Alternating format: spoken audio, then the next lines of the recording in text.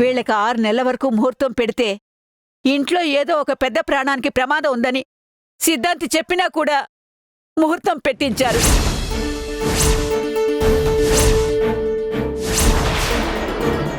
అప్పటికి 6 నెలలు ఆగండి అని నేను నెత్తి నోరు బాదుకున్నాను. ఈ విషయం మీద నన్ను నోరు తెరవనివ్వకుండా అల్లుడి గారు నా నోరు ముయించేశారు.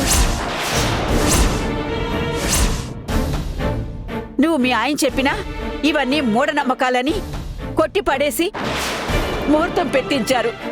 నువ్వు ఆయన మాటకి తల వంచి వీళ్ళకి ఏదో ఒక రకంగా మంచి జరగాలనే ఉద్దేశంతో ఆ దేవుడి మీద భారం వేసి వీళ్ళ దోషాలు తొలగిపోవడానికి శాంతి హోమం కూడా జరిపించావు.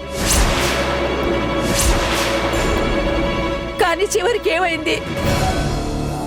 ఆ సిద్ధాంతి చెప్పినట్టే జరిగింది.